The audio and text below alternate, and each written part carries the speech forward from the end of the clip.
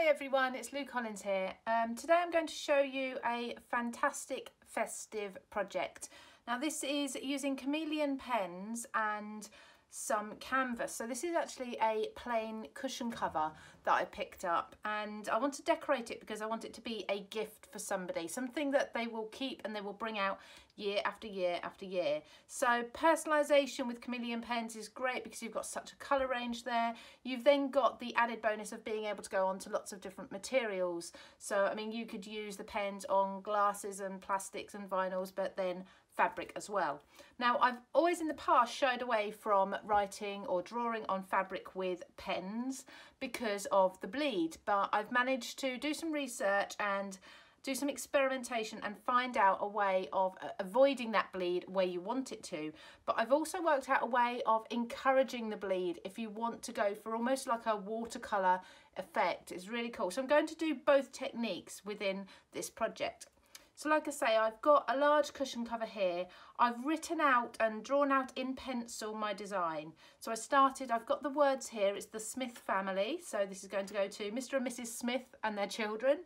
And I've got this festive wreath around the outside. Now this is just in pencil. This will wash out. This will also rub out with an eraser if you want it to afterwards. So don't worry about making any mistakes with this. It's just rough guidelines at the moment.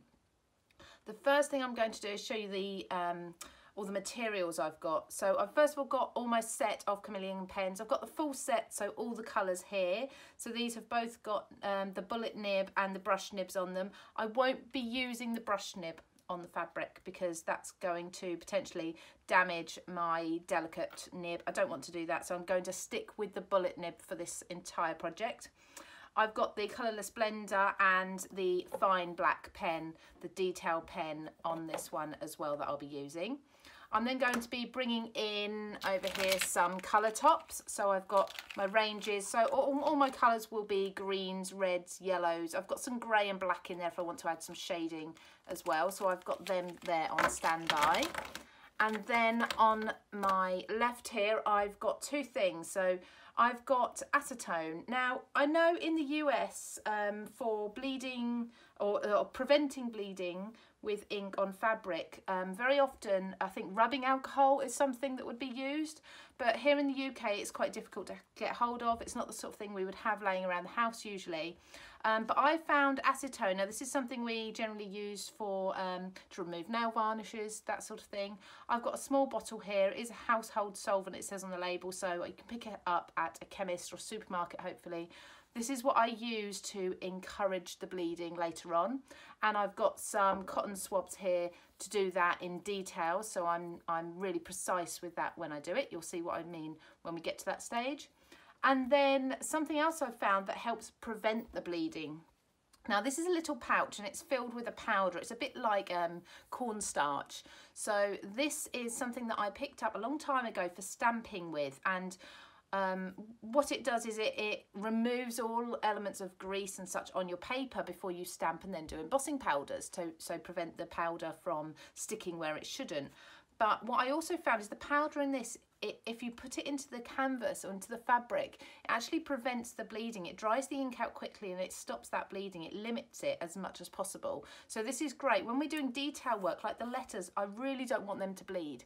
So I'm going to apply this quite thickly. And of course, again, it will wash out. So what we'll do at the end of the project, I will iron this to set the ink. I will then give it a quick wash, and everything, the powder, the acetone, any of those elements will be then washed out and as good as new.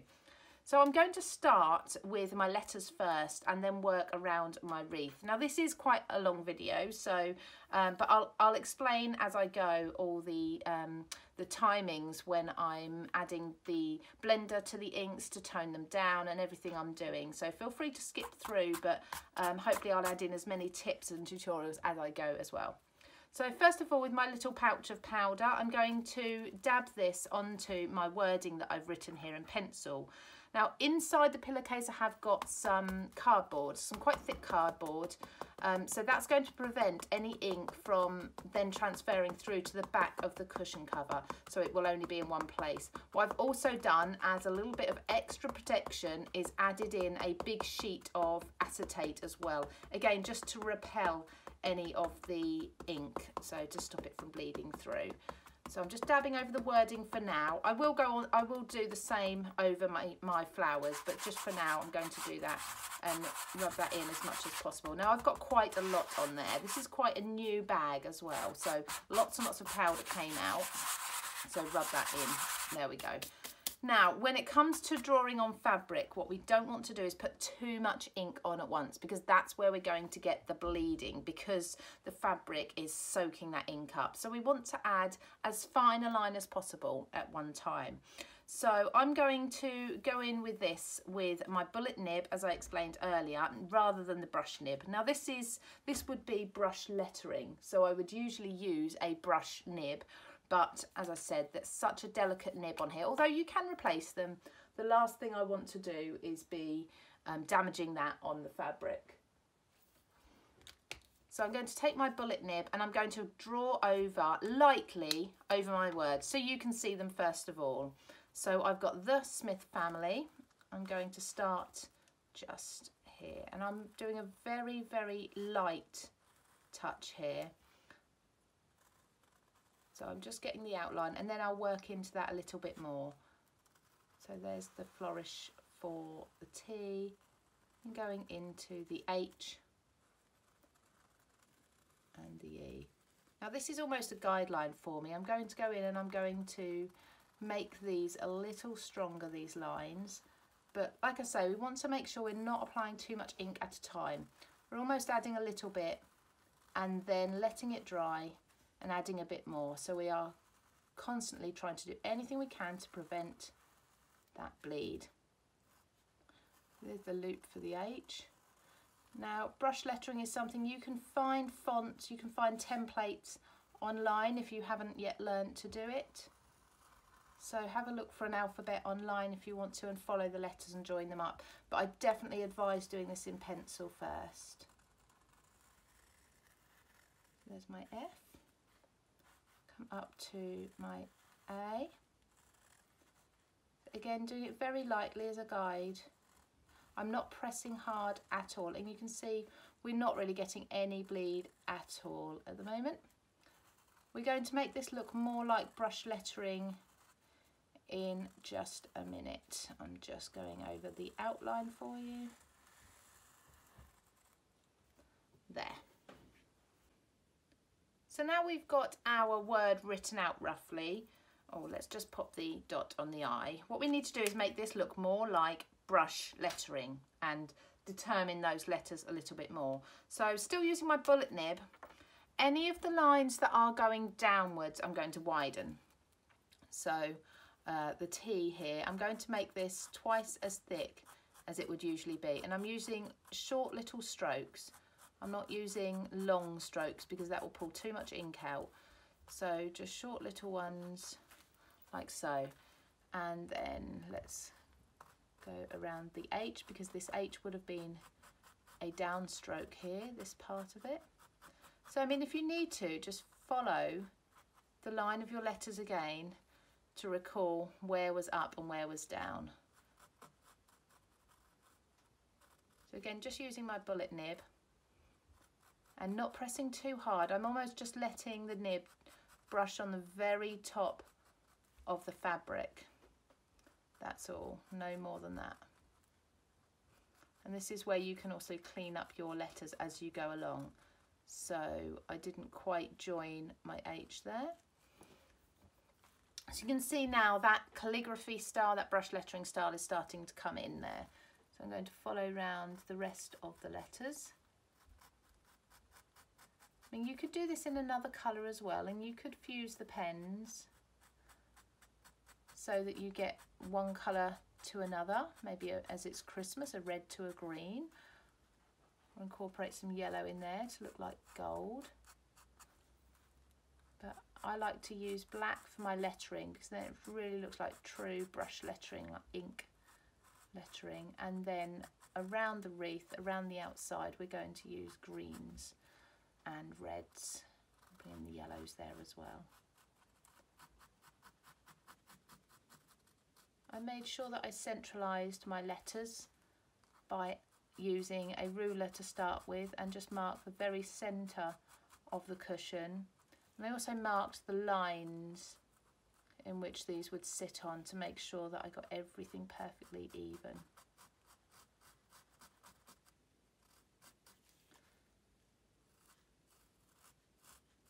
What I love about Chameleon pens is how long they last. I've had this set for a while now. I must be talking over a year, and I haven't yet had to replace anything in them. It's fantastic.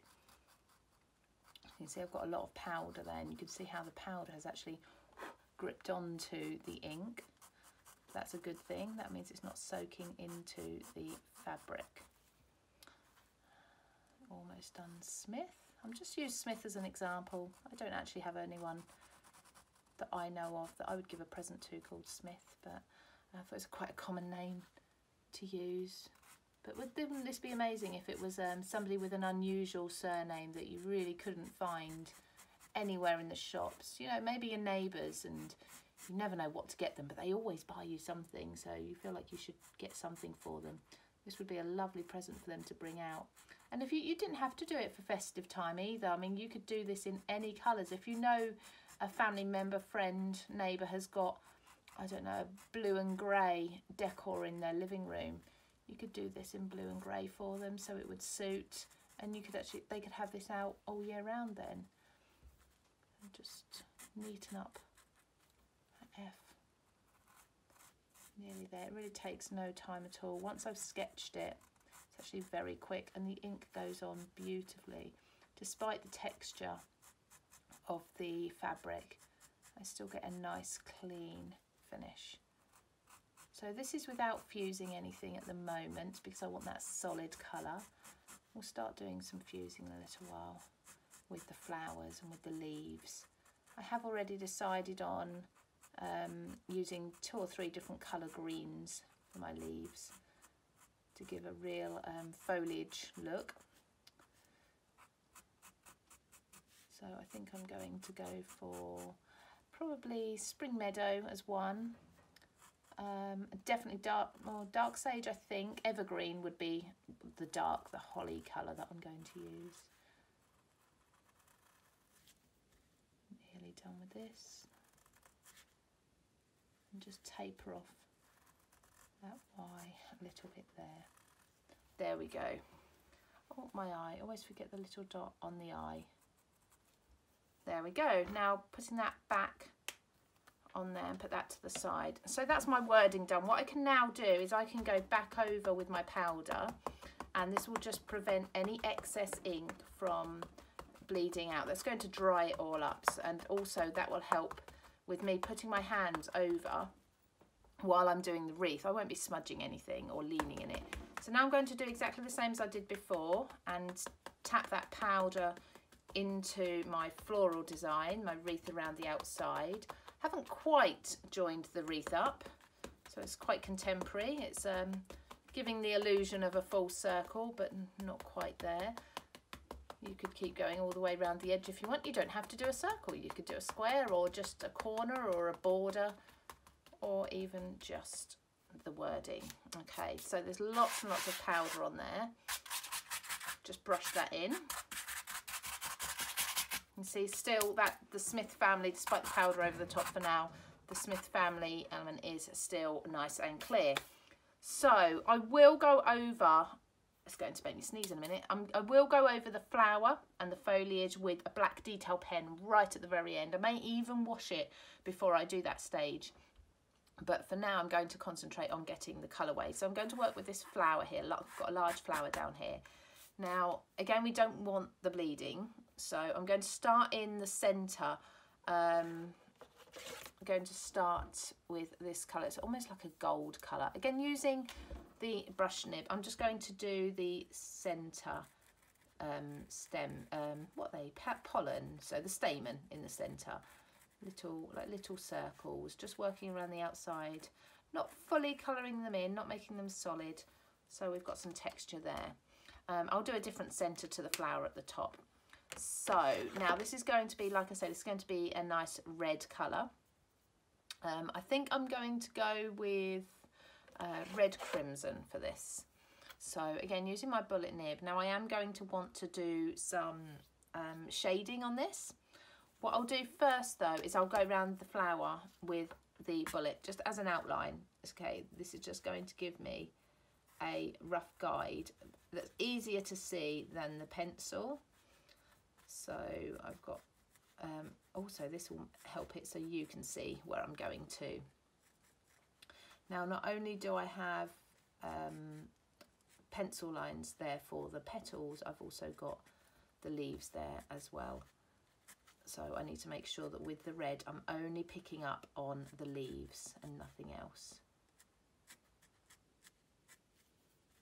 So that's there, then I've got another petal there, and then I've got one here, it's folded over too. Okay, so now, so elements of my design that are going to be dark are going to be the underside of petals. So like under here, anywhere we can see underneath the petal, under here as well, and under here. Again, using short little brush strokes, not long ones. Like so, under. So I'm just doing solid colour where the darkest areas would be. You could always use your colour tops, and you could use a grey on your colour top to get a shading technique as well there. Okay, so I've got an idea there. So what I'm going to do now is a little bit of fusing just to blend those shading in. So using the barrel on the top, I'm going to put this together for 1, 2, 3, 4, 5, 6 seconds, probably enough for what I want. Now I'm going to have to do long strokes, but it's long gentle strokes and slow as well. I don't need to work quickly. Okay, so I've just blended from the lighter into the dark. So 6 or 7 seconds for these larger petals that are folded over. 5, 6, 7. And then start at the top. So I've got a slightly paler colour and working down to the deep dark colour on here. And once you're back to full colour, you can really accent that. There we go. 1, 2, 3, 4, 5.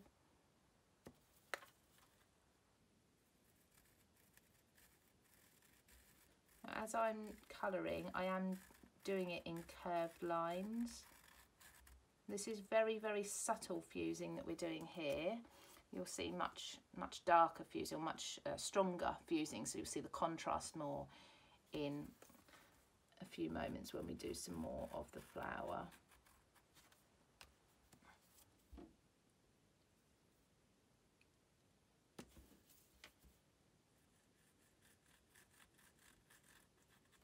I think these areas are a bit too small to worry about any fusing with those. Okay, let's just make sure between our stamen we've got the deepest, darkest red. And what we're going to do now is work from the centre of the flower up.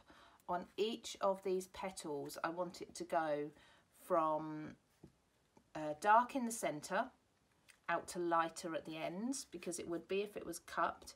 And also I want to make sure the edges are darker so they look as if they are curved. Okay, so so curved like so. So we're going to first of all fuse this for quite a while. So 3, 4, 5, 6, 7, 8, 9, 10, 11, 12. We'll stop about there and we'll see how that goes.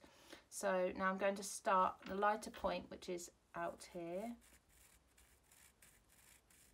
and I'm just working on one area of the petal. There we go, beautiful. Now any detail we're going to actually be adding in with the black detail pen afterwards. So what we can also do is, because of the texture of the fabric, we can go in with the acetone afterwards and we can actually blend that a little bit more. I'll show you what I mean in a second.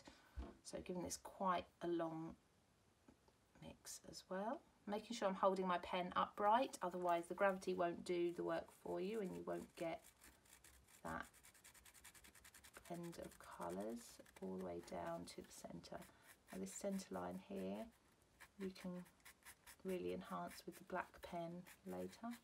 So I just want to show you what I mean by using the acetone to blend. So here we can see some of the lines that we've got from doing the shading. So I'm going to bring in the acetone and just add a little bit of it to a cotton bud. Okay, just dip it in, don't try pouring it on because you only need the tiniest amount. Okay, and what I'm going to do is I'm going to rub the cotton bud into this ink here, and that's just going to help fill in any colours. And you can see there that has just blended it all in. It's just made everything spread out beautifully.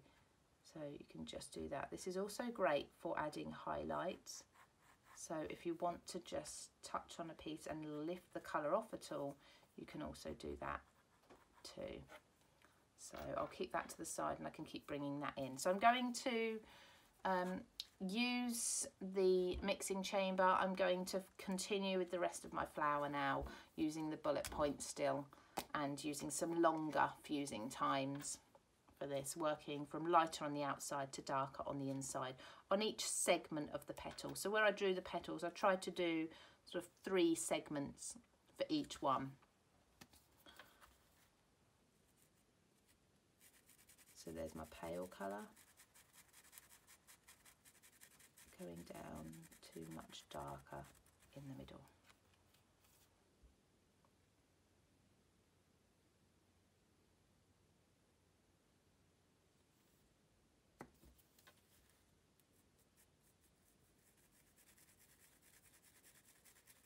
I'm actually going, rather than straight lines, I'm just doing little circles, almost like little ovals as I go. So that just helps to almost go over the last colour that you did, the last stroke you did, and help blend everything in beautifully.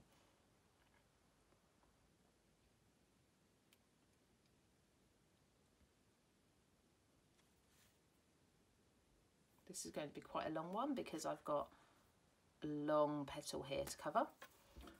So starting to see, I'm doing this oval shape rather than just a side to side. And it's coming darker. I like that it's a little bit lighter over the petal that we just did. So a little bit lighter here. There we go.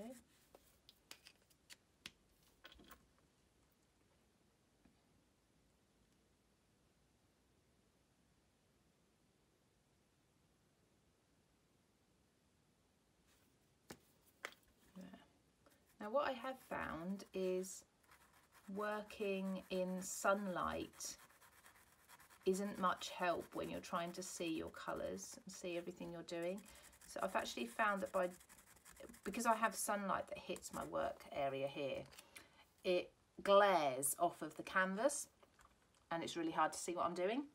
So I've put everything in the shade. I've drawn the curtain slightly so the sun isn't shining directly on it, and I just find that a much easier way of working. So if you are working outside, it's actually easier to do it on a cloudy day than it is to do it on a really sunny day, as tempting as it is to get out in the garden on the sunny days. There we go. As you're doing it, you'll see elements where you want to go back in and you want to do your add highlights or lowlights, and that's absolutely fine. You don't have to just stick to one area at a time. If you spot something that needs tweaking, go ahead and do it while you remember.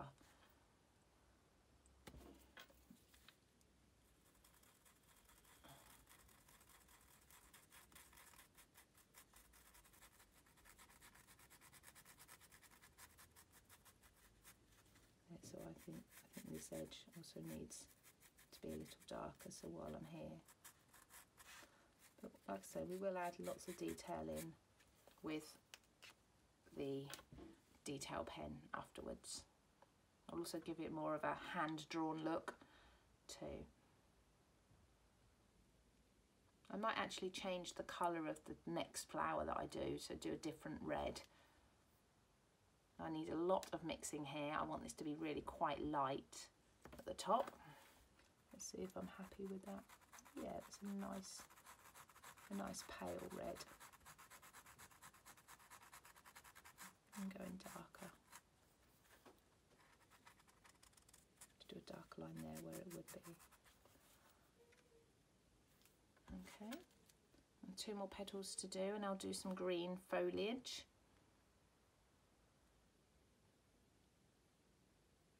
This is so relaxing using the Chameleon pens. It really is, I think, because you've got to take the time to do the mixing. So now for these two, they're going to be really cupped. So actually the lightest parts would be in the middle where the light would hit. So I'm going to work from the centres out on each of the 6 elements and then do the same at the tips.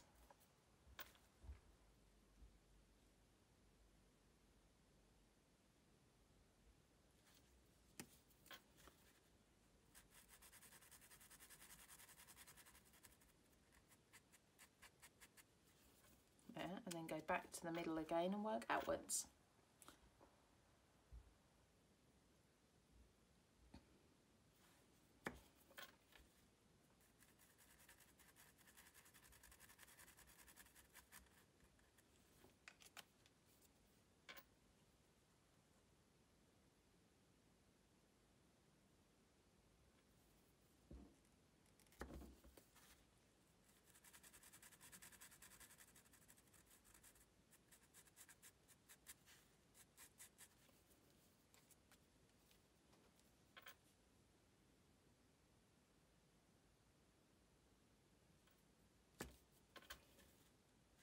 So remember to work, oh, I missed one there, from the centre outwards. There we go, you'd have a slightly darker area under here from that leaf next door. So things like the shadows there, where you think actually that would be darker, just go in and edit.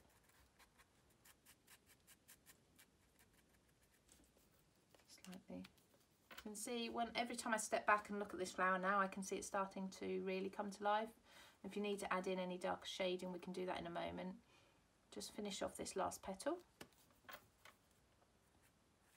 Might be able to go along, yeah, and do all 3 at once. Just add in a darker element there.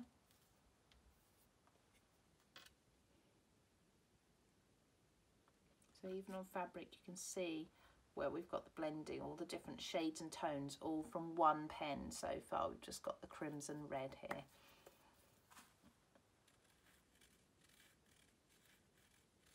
It's starting to get darker.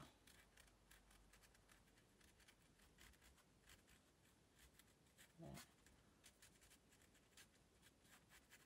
Okay, so not as happy with that. There we go. So now I think just to really deepen the effect on some of the petals, I'm going to bring in some even more shading with the cool grey. This is cool grey number 5. This is a colour top, so I'm just going to pop the colour top onto the red pen, the same red bullet nib that we've been using all the time. So this is from the crimson red. I'm going to give it about 5-6 seconds, and I'm going to come in under this petal here and allow that to work out. Now this is going to add so much more definition to your flowers. Doing little strokes again, I'm not doing anything too long there, so we can see lots of definition. So we can do that now. You're not going to get a blunt black or grey going into red, you're going to get that nice tone again. So let's go about 5 seconds under this one too.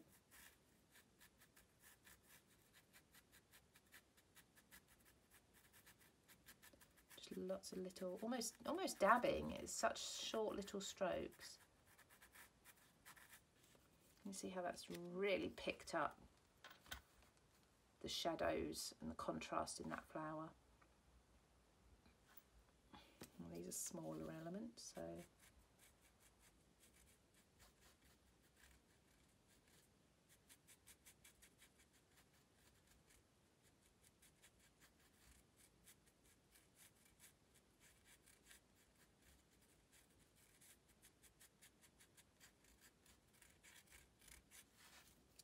good. You can also do this around the centre to give it that depth so it looks as if it's sunken in the centre. Let me go around all the folded petals where they're folded over themselves, because I know these would be really dark.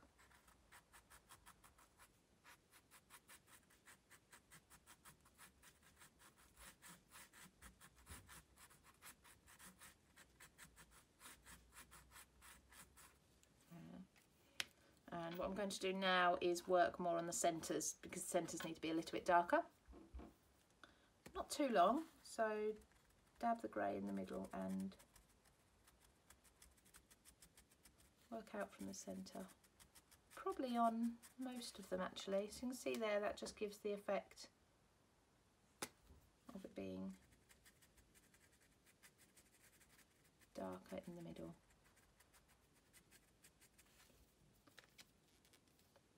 So you're not taking away the red is definitely still there. I'm just adding natural shadows, and in fact what you'll find is in nature the shadows are actually really quite dark. So when you look at anything in detail and you look at it, I mean up the contrast, you'll see, if you turn it to black and white, you'll see actually where real shadows fall. It's quite surprising sometimes. I'm doing quite a dark shadow here because I've got this leaf that's this petal that's folded over. And I just want to make sure that that's casting a shadow on the rest of the flower.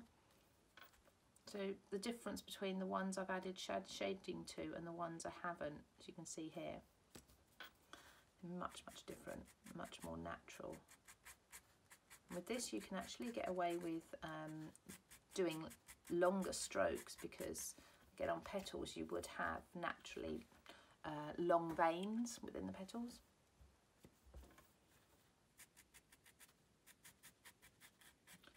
Under where the petals overlap, I'll have a bit more. So lastly I just need to add a little bit of shading here. I think what I might like to do, because I've just seen something else I want to add to this one, and this is what you'll find as well as you're working, you'll see things, extra bits you want to add more colour to. Just this cut piece of petal here needs to be slightly darker, more like this dark. So just bringing that in.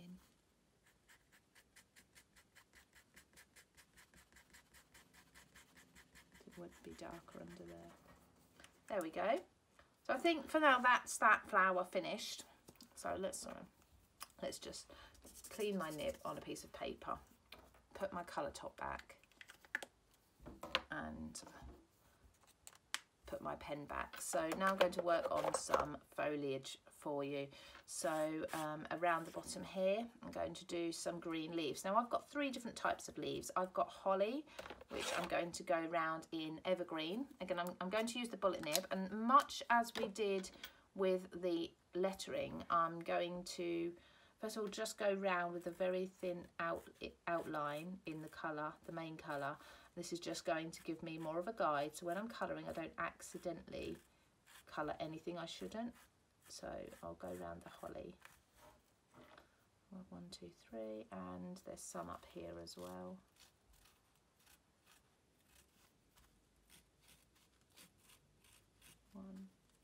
Haven't done a lot. 1, 2, 3. I think that's all the holly leaves. So they are the evergreen I'm going to be using. At any time, if you feel like you can start to see any bleeding, you can always go back in with your powder if you want to. I'm also going to do this over my flower now because this is going to help set it too. Okay, so that's fine. That will protect that. I think I'm going to use for my mistletoe. I'm actually going to use an olive green, so it's got a little bit of almost a yellowy tone to it. So again, bullet nib, and I'm just going to go round my mistletoe. Now my mistletoe is not only leaves, but also the stems. Now I'll go in and define these more in a little while. And I've got a little bunch there. There's another piece here. Mistletoe is very, very easy to draw. So it's just a long stem and some little loops coming off of it, and make sure the loops are joined together on the stem. They'd grow symmetrically. One, two. I've tried not to overlap any of my leaves if I can help it, simply because I didn't want the colours to bleed together. I wanted to keep them separate. So that's my olive green, just the outline there. I've got one more to do, and these are going to be in dark sage. So again, bullet nib, just outline those leaves. Oh, I lie, I have got another one to do as well, actually. So these are the leaves that would be joined to the flower, so they're quite large. This just means we've got a lot of scope for doing some gorgeous shading on these. And another one there. This one there. Perfect. So, as I said, I have got one more colour. I think grass green, a nice bright colour there. So grass green. I've got some more foliage that I've created. Now these are intended to have some berries on them. Whether I colour the berries, I might make these a nice gold colour, these berries here. I shouldn't have gone around that one actually. That's where I'm not concentrating. I just want to do the stems of these and any leaves. This is why you need to draw it out, because if you weren't to do it in pencil, it's very easy to go wrong. So there's a leaf there. I'll just now put powder on and see what I'm doing. Do some berries. Yeah. Okay, so let's work with these dark sage large leaves, so we can really do lots of mixing with these. Now we can mix the colour by itself, or we can mix it with a different colour. In fact, I think mixing it with the evergreen would be lovely to get a darker shade. So again, bullet nib, although we're doing a large area colouring, we still need to use the bullet nib because we're using fabric. So colour top onto the bullet nib, and I'm going to fuse that for at least 10 seconds. 3, 4, 5, 6, 7, 8, 9, 10. Okay, so what I've now got is the darker evergreen at the top of my nib. So I'm going to start with that first in the darker area. So around here, I'm going to colour around this petal, the base of the leaf, because the base of the leaf would generally be darker, and then it would work its way out, hopefully work out to beautiful sage green.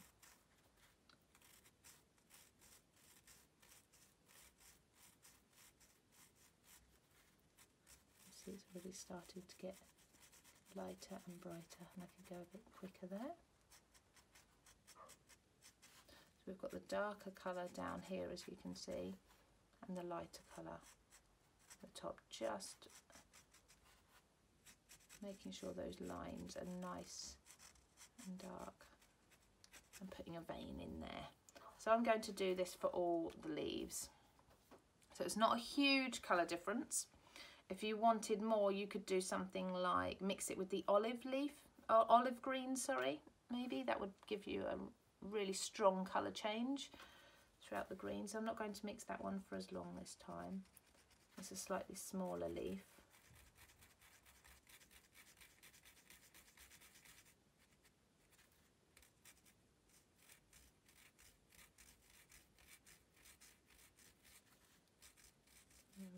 out to the lighter colour.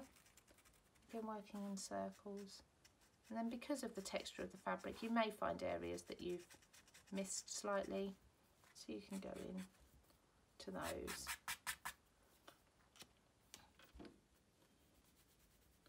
I'm going to do each of these.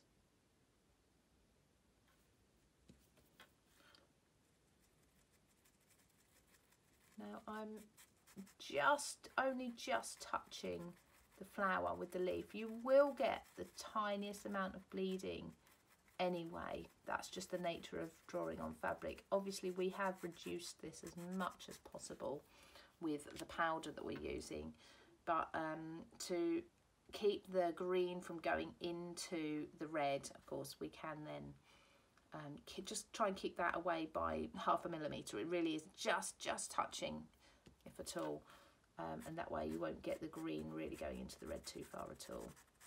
Of course, if you were to overlap, you risk it even more.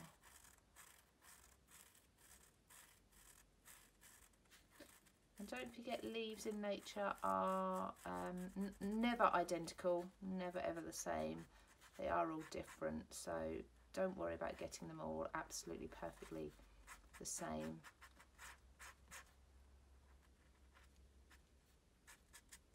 Just definition there. Now we've got powder on the leaves, so if I just give that a tap, we can remove some of that powder so you can start to see the colours in there. So it's looking beautiful already. I'll do these 3 leaves, do a few more foliage, and then I'll go ahead and finish everything and show you the finished product once it's been ironed and washed.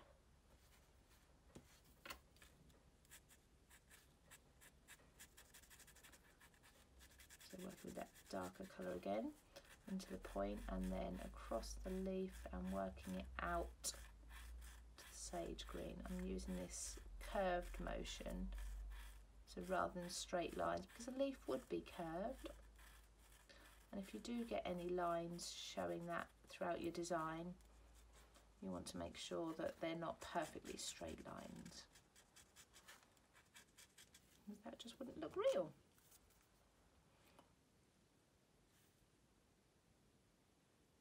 Fusing that. Don't forget to count your fusing. Sometimes it can be quite easy to get distracted and chatting to family or something while you're doing this and forget how long you're fusing for, and then you just put your pen straight on your project with confidence and don't realise that you've actually fused it for way too long or not enough time. So always make sure you're concentrating when you're fusing. I've done that a few times before. Again, I'm not pressing hard at all with this, and I've got my cardboard and my acetate in there to stop anything bleeding through. Now, if you are into your sewing, you could then go in and you could maybe embroider over the top of this, which would be beautiful, with maybe some gold thread. You could add little buttons or bells, or maybe some trim as well. That would look beautiful. So there's lots you can do. You don't have to just be into your paper crafts and having a go with fabric. If you are somebody who loves to work with fabric anyway, work these pens into your fabric crafts. Maybe even if it just comes to sort of personalising the inside of a garment, to label it, put a little note if you've made it for someone. So that's the green there done for the beautiful Christmas rose. So I'm going to put my pen back together. I'm going to do my mistletoe. So that's working with the olive green. Now with the olive green, I'm just going to do it with the bullet nib, and I'm not going to worry about shading. The on here, the leaves are really quite small, so we won't get too much shading done on these anyway. But just working in tiny little strokes again. I don't want too much bleeding. And I've made the stem a similar colour as well with the mistletoe. I'm not worried about changing the colour of the stem either. So very, very quick filler, I suppose. If you're drawing something like a wreath and you're trying to design it and you've got an area that you need to fill, mistletoe is a very easy filler for you to put in quickly and easily. Fill some space. You can curve it around the shape that you need to fill as well. Very, very easy to do, and actually it's quite therapeutic. I'm going to leave that one on the, oh no, I'm not. I'm going to change my mind. I'm going to have it as a little, almost a little bud. So as I'm designing, I mean, I may have penciled this out, but I'll still change things as I go along, deciding on what would look really good and what wouldn't. So keep stepping back and having a look at it as well. It's very easy to get absorbed into what you're doing, and it's not until you put the cushion on a sofa, for example, you actually realise, oh, that part should have been done differently. So keep stepping back and having a look. I mean, I keep looking at my rose. I'm really happy with that at the moment. I don't think there's anything more I can do to it. The leaves could do with maybe a little bit more depth towards the flower, but again, much as we did with the flowers, we can go in with our grey in a little while and we can add more grey to where you think shading should be, or alternatively, I'll show you in a second with the acetone how we're going to lift some colour off and add highlights to those leaves. Now I've got the edge of my cardstock there, so I just need to bring that down. Finish these, and we'll take some colour off those leaves in a second to add highlights.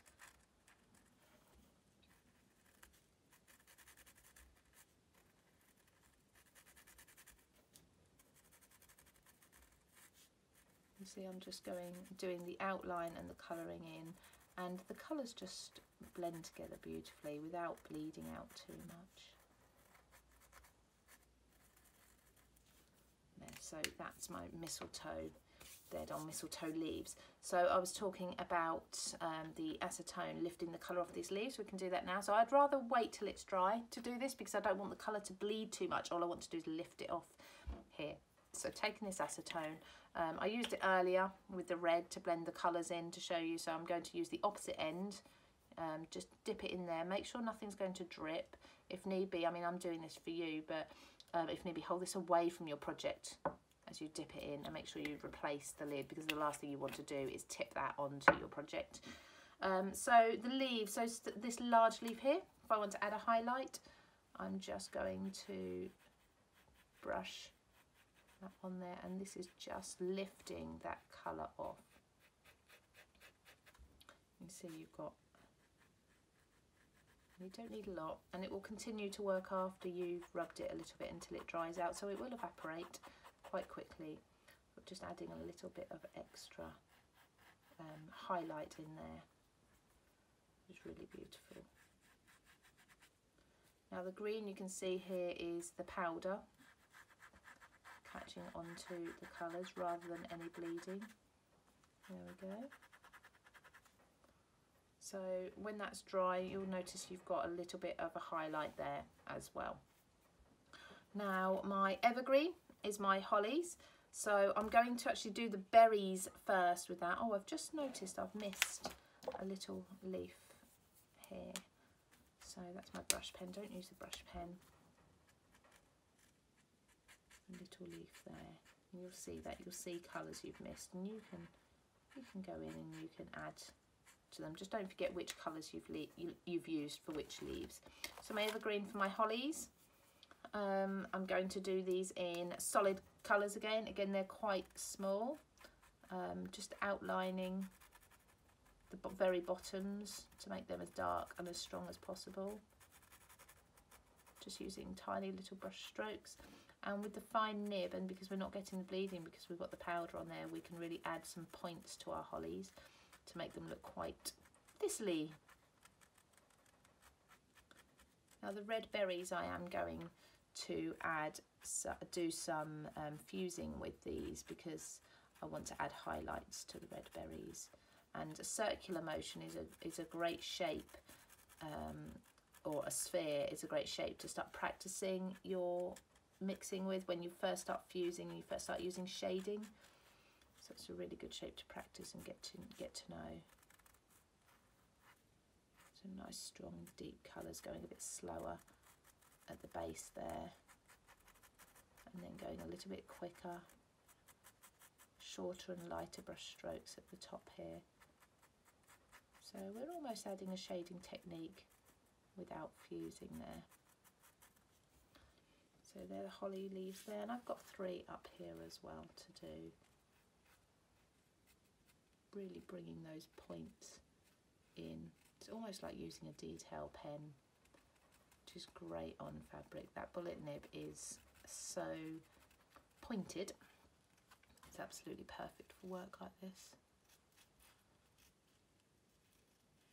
And don't forget, you can change your nibs as well. If you accidentally go on with a brush nib and you find that you did fray it slightly on fabric, you can change them. If you've got the large set, I've got my nibs stored in a little compartment in my box, so I can very simply, I just use some tweezers to take the nib out and put a new one in. It takes a few seconds for that ink to start coming down into the new nib. There. So the red berries, now I think I'm going, so I used, did I use crimson red? I think I'm going to use red coral for the berries, a pinky colour. So for this I'm going to do some fusing. Let's put that back in there. So I'm going to fuse this only a few seconds. So 1, 2, 3, 4, 5. You can always test it on a scrap as well if you need to. And then on my berry I'm going to go around one area. I'm going to outline it very slightly. So you can see there we've got a perfect cylinder. So I'm going to fuse it again. 1, 2, 3, 4, 5. Just draw my curtain there so it gets the sun off here. Now I can see I've got a little bit of bleeding there, so I'm just going to add some more powder. I'm guessing some of the powder may have worked its way away. And then I'm going to start by doing little circular motions at the top in the lighter colour, and then work my way underneath with the darker colour. And don't forget, the highlight on your berries will always be in the same place, so the light will always be coming from the same area. 1, 2, 3, 4, 5.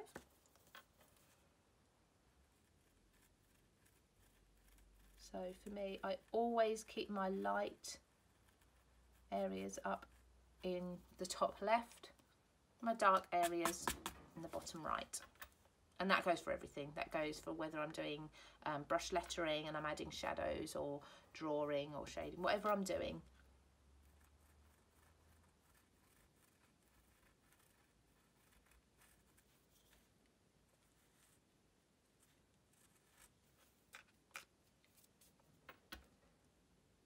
One, 2, 3, 4, 5.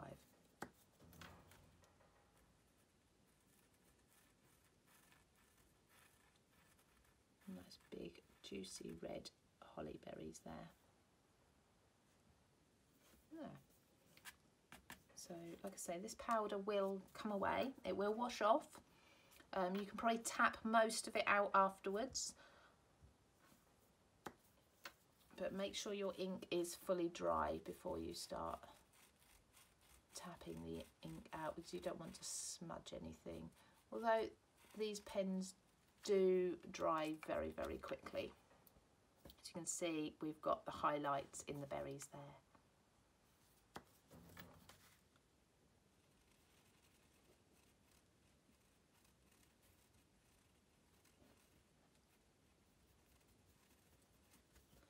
There we go, and I've got 3 berries here to do. Now I can just about see the pencil lines. I don't imagine you can probably see those pencil lines now. Hopefully you can really see where that highlight has been taken out on the leaf with the acetone there too. Now it's dry. Doesn't take long to dry either. I'm just going around the very edge of the berry there, because you would have a slight dark edge to it. It helps to determine where the berries start and finish as well, particularly when you've got to add more leaves in. The other berries I'm going to do a yellow colour to almost portray gold.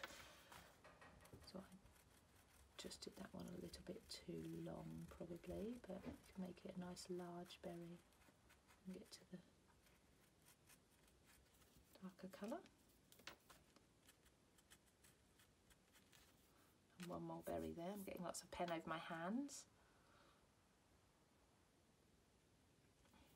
So this is a slightly more pinky red than what we used for the flower. There we go, so they're the berries done on there. So I'm going to add in with sunset yellow my gold berries. Again, bullet nib. Now this is one I went over in green, so I need to go over that.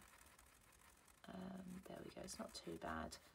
So these are going to be berries that don't have a shine to them, these ones. I'm just going to do them in solid yellow, and they're going to be wherever my green stems finish. I'm going to have 1 or 2 berries on the end.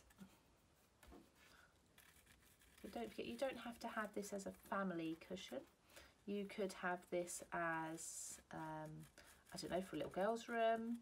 You could have this to grandma. You could say anything you want it to. You could do some photo transfer in the centre instead, if you'd like. So with products like Mod Podge, you can photo transfer quite easily, and then draw your design with the Chameleon pens around the outside afterwards. So something like that would be lovely. Let's put a yellow berry there. And let's just put a yellow berry there. You see our wreath has almost finished there. So we've got powder in some areas. And lastly, let's use the grass green just to finish these leaves off, because at the minute they look quite unfinished. So just using the solid colour again.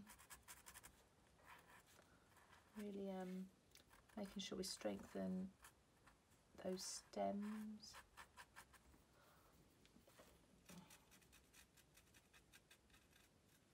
I'm going to add another leaf in there. So any gaps, you can add a leaf, or you could add a gold berry maybe.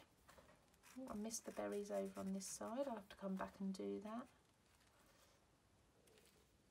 And this is where you're going to start finalising the design. So just start looking back, stepping back and looking at it, seeing if there's any gaps in the design where you think, actually I need something in there. You can add a little bit of mistletoe, as I was saying, as a filler.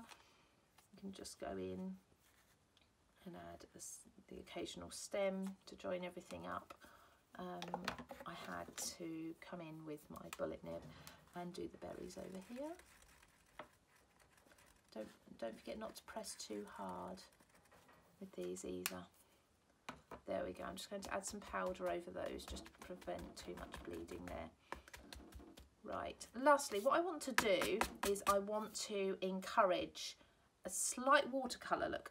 So this is going to be a slight bleed over here, just in this corner, and I want to leave it just to this corner. So I'm going to take the colour that I used for this, and if I remember rightly, that was dark sage. I'm going to use the bullet nib. I'm going to put some ink there, lay down some ink over my design, quite strong, quite thick.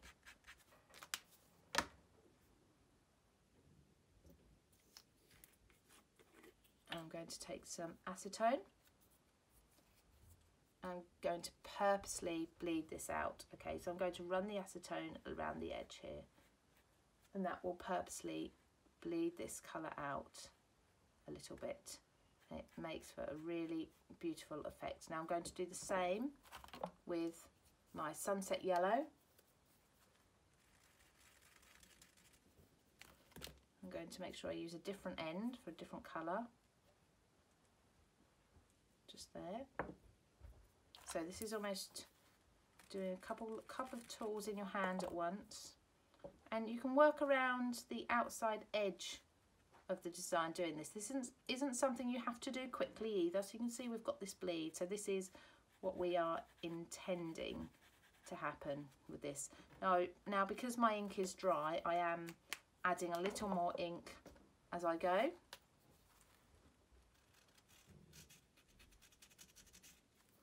There we go, and then just brushing along the edge to bleed that colour out. Okay, we'll see if we can bleed that out there as well. So this is a very contemporary look. This, so that watercolour look around the edges, and I will work around the edge, and I will only do that around the very outside corners at the top and bottom there. So I'm going to do that around the edge, do all the watercolour effect. I'm going to then turn this around and colour in this side exactly the same. What I'll do then is I will then iron this, so I'll tap out as much powder as I can. I will iron it all. I will then give it a cool wash. Okay, I'll do it by hand because I don't want anything coming off in the wash with other clothes and such, and I can keep an eye on the ink as well as I'm washing it. Do it gently, and then I will show you the finished product at the end. So I've now finished my floral wreath. I've done all the colouring. I've obviously done the top exactly the way as I did the bottom that I showed you. I've done the bleeding on the outside. And I went over everything, all the flowers and the foliage, with the Chameleon detail pen. I used the smaller of the nibs, the 4mm nib, and just went over almost sketchy, cartoon-like, so I wasn't too accurate with the detail there. So it's all finished. I then ironed it to seal all the colour in. Didn't use steam on the iron, so make sure the steam setting is off. I then gave it a cool wash. I rinsed out all of that acetone. I rinsed all of that powder off as well. I then let it air dry, ironed it again just to smooth it out, and put a cushion inside the cover. So now it is ready for wrapping and giving to someone. So if we have a little look at some of the detail here, so you can see that we've got the wording there, all the writing, which is lovely and clear, no bleeding at all. As we come around the edge, you can see we've got the bleeding, but this is where we did the deliberate bleeding, just for that slight watercolour effect. We've got all the shading in the flower, and we've got the same at the top here with the bleeding in the top corner. That beautiful flower with all that shading, so the lights and the darks. And you can see actually quite clearly here where I've used quite sketchy lines, so I've not been too accurate with things like the berries going around the outline. So it's looking quite contemporary. So there it is. So get that ready to wrap. You can use your pens to do a coordinating tag or a gift card and give it away to someone as a lovely gift.